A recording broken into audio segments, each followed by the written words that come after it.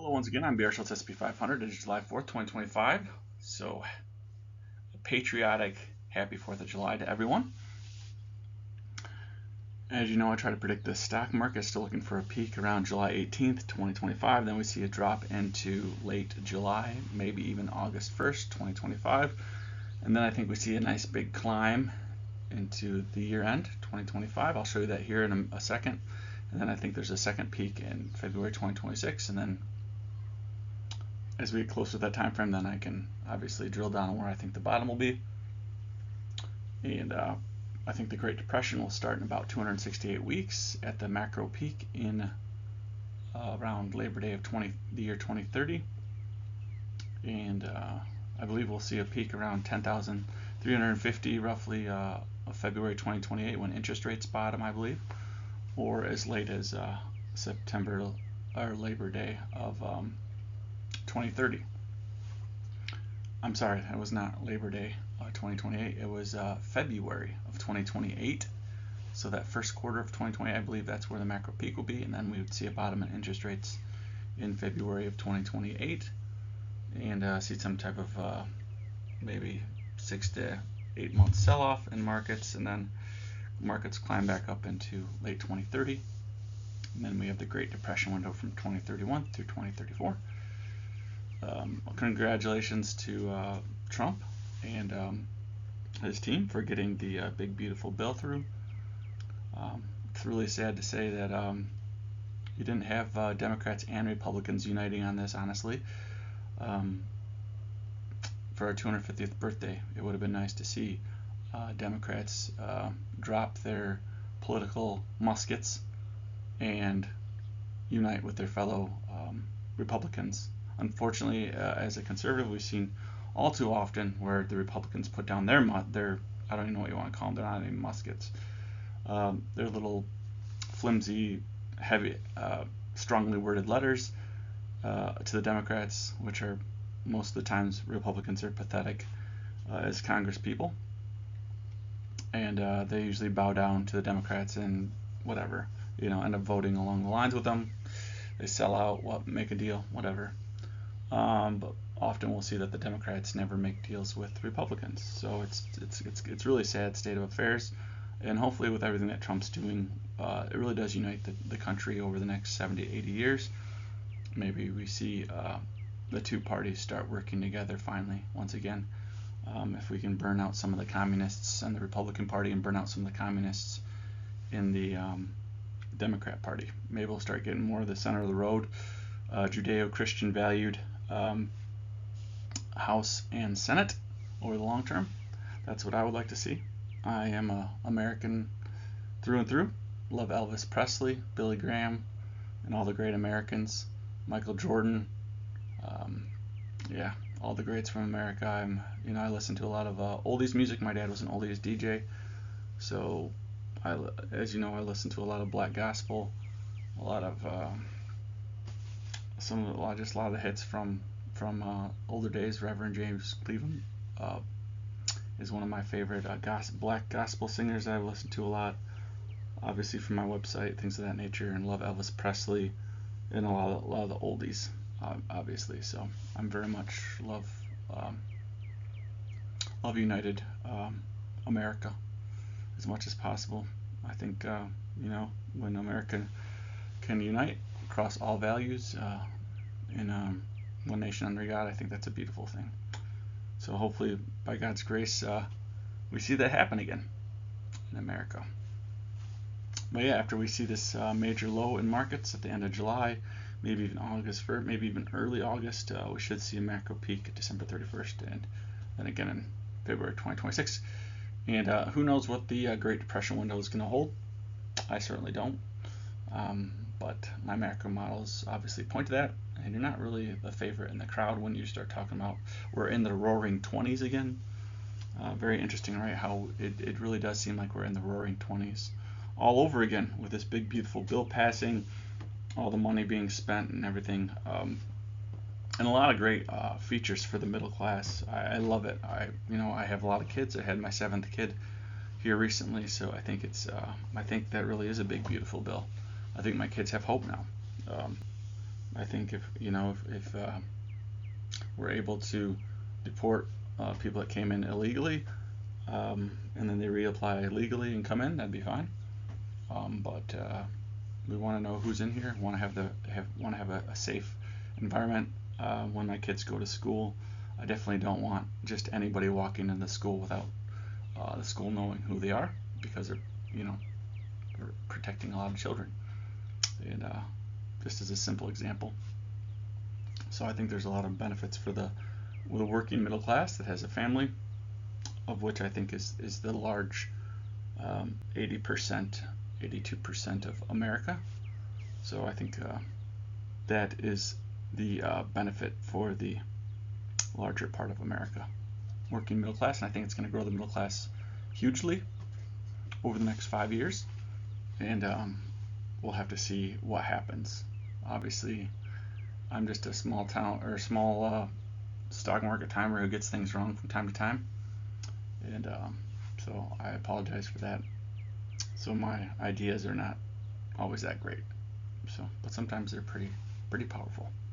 So I guess since I'm hit or miss, but when I hit it really well, right? So I think that's why people follow me.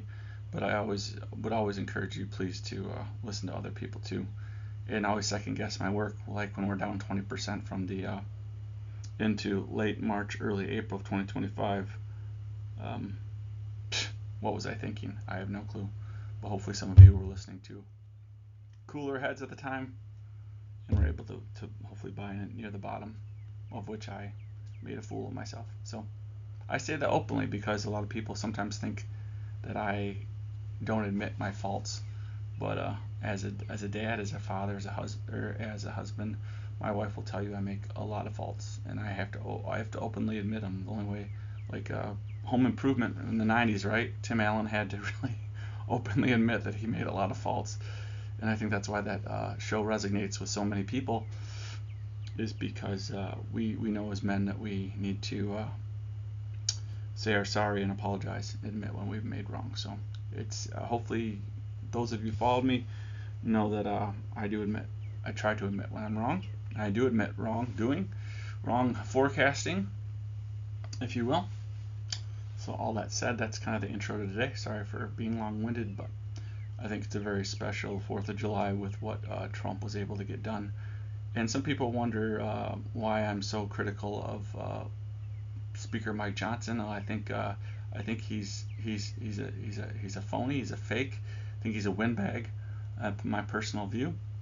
Basically because around Christmas time of 2024, if you remember, he told America on the news that the CR, the continuing resolution at the time, was only going to be a dozen or so pages, end up being thousands of pages. Remember, Elon Musk found that out, or Vivek Ramsey found that out and alerted everyone to that, and there was huge amounts of garbage in that, and that we would have never gotten the big beautiful bill if it would have been for what Speaker Mike Johnson did around Christmas of 2024. So I think he is he's a horrible politician. Again, I think he should resign. He should have resigned a long time ago, but especially after the big beautiful bill passed, he's finally corrected a little bit here. I think he should resign. But I don't think Mike Johnson should ever be trusted. I think he's a very deceptive person. And if you need a reminder, again, go watch what he said online around Christmas of 2024 and try to deceive the public massively. And again, if he would have got that bill through in Christmas of 2024, we would have never got the big beautiful bill that we got today. So a lot of these people who don't want to go back and look at these things and don't want to admit that Mike Johnson's a horrible politician, horrible speaker, if he would have passed his line is deception back at the end of 2024, that would have been lights out for the big beautiful bill. But it's because of what Trump did that was able to get the big beautiful bill all the way through. It has nothing to do with Mike Johnson. He is a piece of garbage in my view as a politician. As a person, okay, off limits. I'm not gonna judge him personally, but as a politician, he is a liar and a cheat and a hack. And Mike Johnson should have left a long time ago. But he's made somewhat correction here. We'll get in this pass. So a small kudos to him, but I really think he should step down because he's a very deceptive man. He waved his Bible very flagrantly when he first got into his position as Speaker of the House, and then to lie and deceive so horribly at the end of 2024, I think is a great dishonor to Christianity, and I think therefore he should end his tenure. All right, let's move on. All right, man. So what's the top say? Macro bottom late July 2025. So we're going to see a macro bottom in the stock market in late 2025. See what I'm saying? Yeah. Okay. And so after the macro bottom in markets of late July 2025, then where do I think markets are going to peak? Do you know where that? Can you see what that is?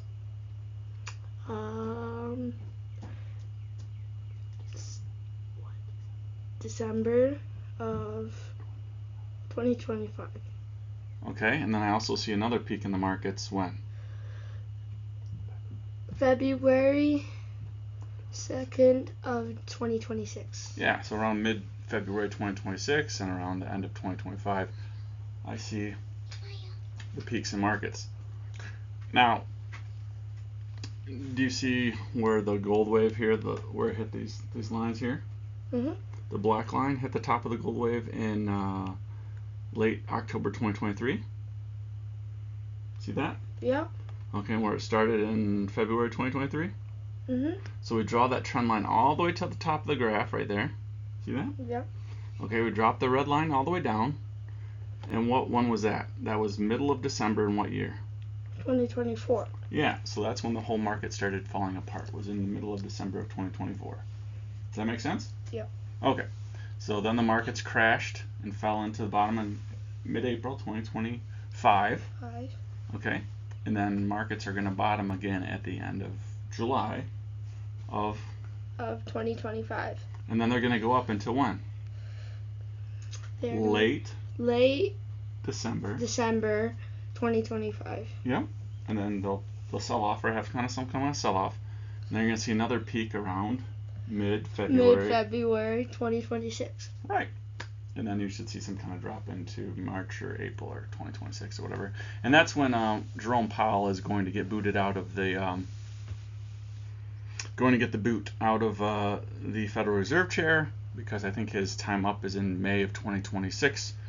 So that's kind of your wave 1 down, then wave 2 up into middle of February 2026, and then you'll see some type of market collapse into March, April of 2026 as Jerome Powell gets the boot because he's doing a horrible job. And it echoes very much of the Roaring 20s back in the 1920s when they reduced the interest rates as well. So it'll be very interesting, right? Because as interest rates get reduced in the second half of the decade of 2020s, then we'll have the Roaring 20s just like the 1920s. And so we'll see a macro peak in the markets around the Super Bowl of 2028, which I believe will be a low in the interest rates, or a macro peak in September of 2030 at around 10,350. That's my estimate. So again, if we hit that value in around the Super Bowl of 2028, then obviously I'll have to come up with a new estimate at that time for Labor Day 2030. But if it stalls until the very end, that would be my peak value. Make sense? Yep. All right, Chief. Well, that's it for today. If you want to, if you enjoy following me, whatever, you can always subscribe. If you want to donate to my work, you can always go to my GoFundMe page, or you can send me to the I think there's PayPal links below the old videos if you really just want to use PayPal and not use the GoFundMe. But anyways, using the GoFundMe account through late 2034, if my prediction for the Great Depression window carries out to some degree. Hopefully the big beautiful bill largely dampens the Great Depression weight upon America's economy. That's the hope, but nonetheless, we'll have to see what happens. Thank you for following me. I'm BR Schultz, SP500. Until next time. Again, this is just a snippet of the GoFundMe page. I didn't want you to forget that, so thank you. And please bookmark it, whatever, and watch it over the next decade or into late 2034. Thank you so much.